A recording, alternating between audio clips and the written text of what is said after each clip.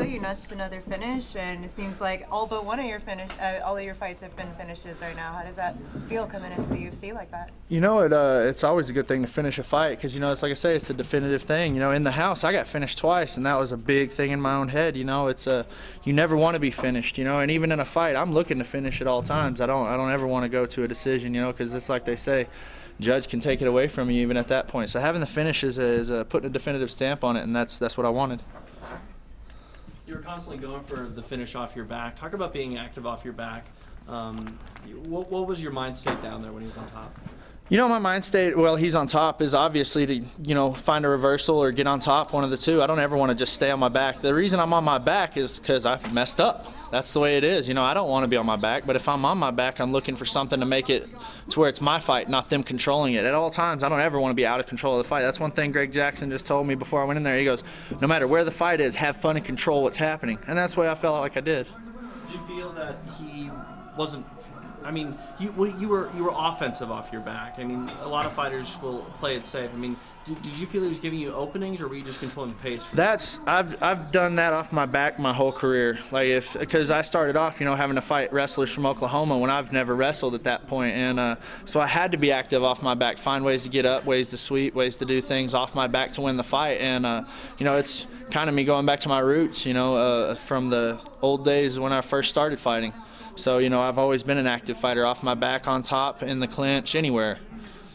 Talk about the sequence that ended the fight. The sequence that ended the fight, you know, I was on top and I was trying to listen to my coaches about what they were wanting. And at the time, I believed that I was supposed to be whizzing harder than I was. And it didn't work out. And I could hear his corner saying, come out the back. Well, whenever that happened, I listened to his corner, and for some reason he came out, and I fell into a good position, and I thought, okay, here's my triangle. Well, triangle's, you know, something I'd like to go into, and from there his head started falling out. Once I locked it up, I was like, oh no, his head's coming out. So I transitioned over to the arm, and you know, as my last ditch effort to try to break his arm, I guess, you know, before he could get out, and things worked out in my favor. How much did living and training with Gilbert play a factor in this fight for you? I tell you what, Gilbert's improved.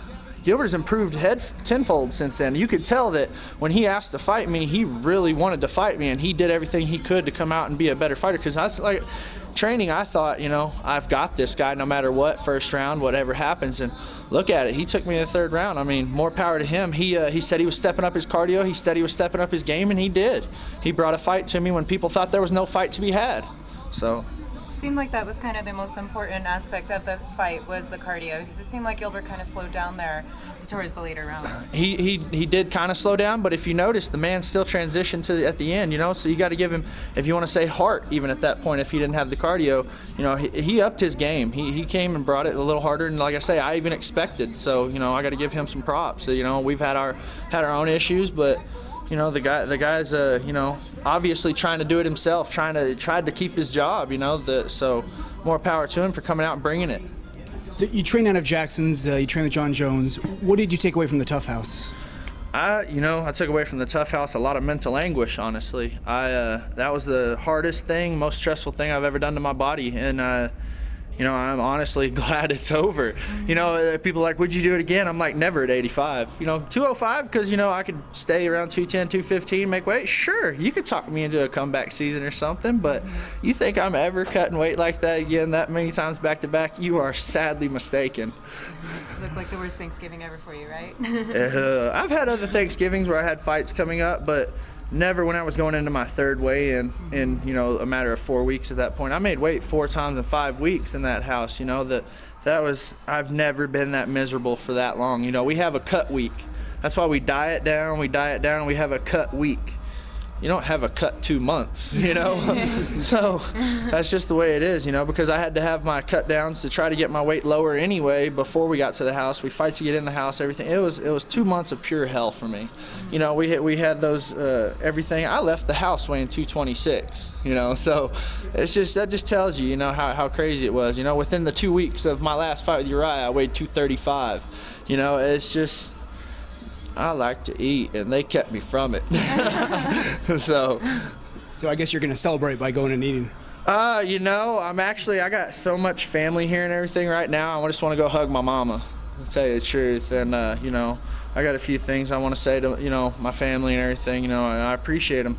We're not some rich people, anything like that, but I made, you know, I have a great crowd out there with me. If you didn't notice, I have a couple of different sections, and my family and friends have supported me tenfold from, you know, the very beginning of my career, and I love every one of them for it. And look, they made my debut, you know, no matter what. Before we even knew, I didn't even know I was on the main card till Tuesday, you know, so they all were, you know, if I would have been on Facebook prelims, they would all been here supporting me like that, you know, so I just want to go out there and hang out with my family. You followed a bit of a heavy heart tonight. What were the emotions like coming into the actual fight? You know, I didn't have the down emotions of this. I felt my friend with me while I walked into the cage this time, and I felt his, you know, his push, his drive that he would give me before every fight. I felt all that.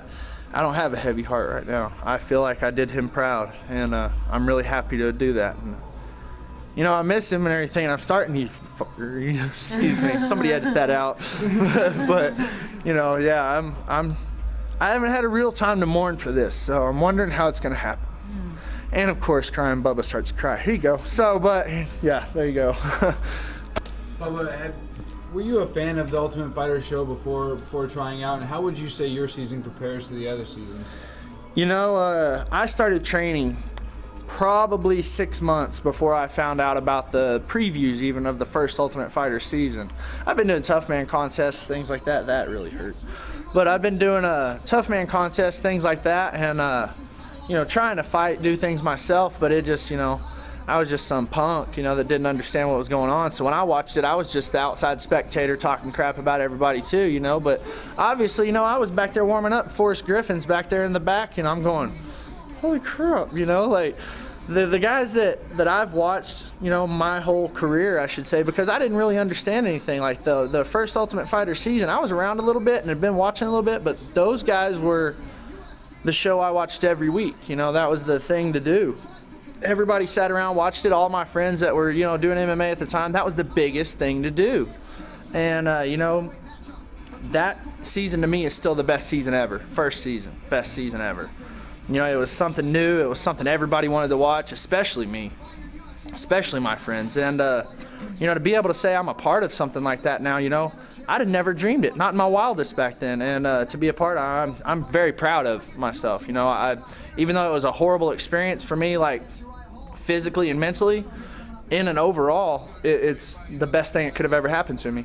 There's quite a bit of time from the taping of The Ultimate Fighter to tonight. You know, the show airs for the 12 weeks on FX, and now you finally get to be back in action.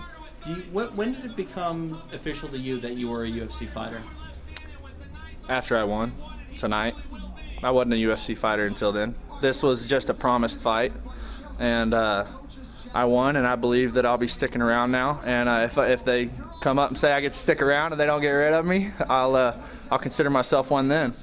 As of right now, I think I am. I think I'm going to get to stay, but you know, until then, no, I didn't think of it as that way. I thought of it as I've still got to earn my stripes. Thanks, guys. Appreciate it. Thanks, Bubba. Thanks, y'all.